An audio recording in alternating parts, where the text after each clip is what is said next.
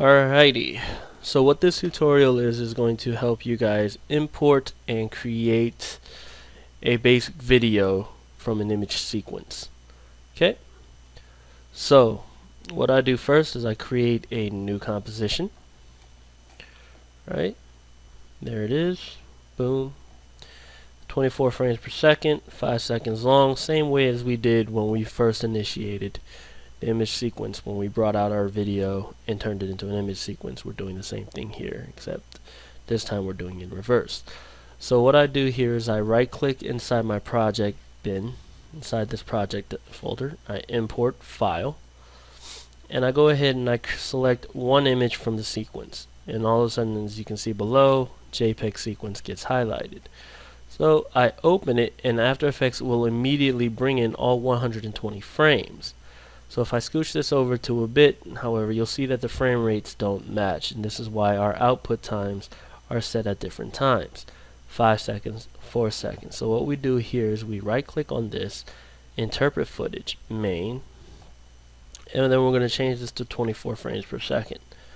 Once we do that, we'll notice that everything is all calibrated, nice, neat, and matching accordingly. Okay, so what I can do now is I just drag this into my timeline. Right, so first thing I notice is that once I brought it into my timeline, I can notice that there's a difference in scale. Right, so how do we fix that? Well, we go ahead and we take it here, click down here on this arrow, click again on this arrow, and where it says scale here, I don't want it to be uniform. Right, this means if the chain is there, that means it's uniform. If not, that means they can be scaled differently.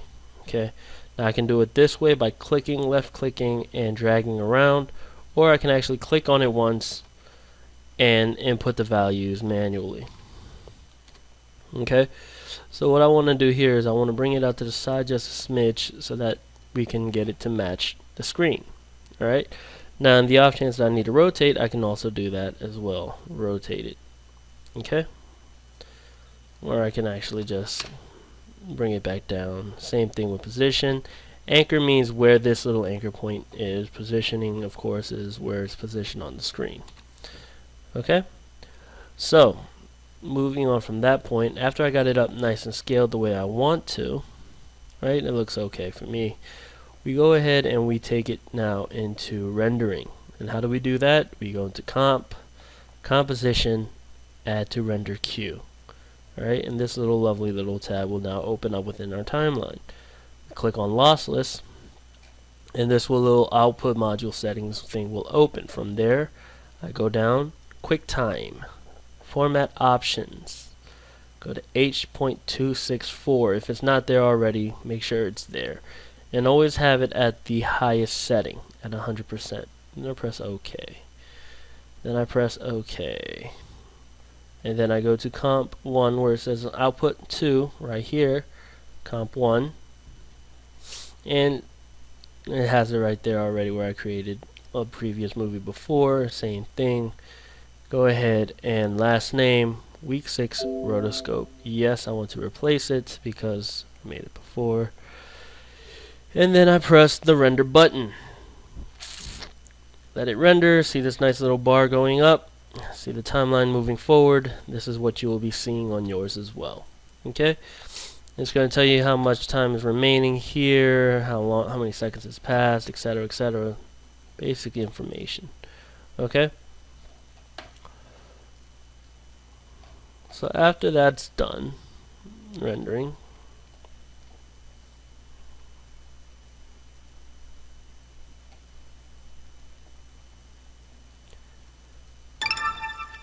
so after that's done rendering, you open it where you saved to. I saved it to this project folder right here where all my sequences are, and you can see it down below. Okay, test the video out, press open with QuickTime or whatever movie player you have.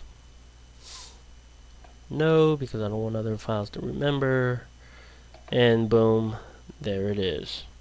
Okay, oops.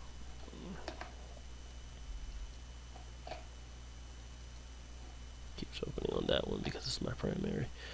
Stupid dual monitors. But anyway, so it goes right here. You can play it just to see. And there it goes. Okay, done. Alright, the next tutorial I'll upload will be how to set up a basic green screen. Afterwards we will go into layering. Also, yeah, that's about it really. Layering your images or stuff like that. All pretty basic stuff, all pretty easy stuff.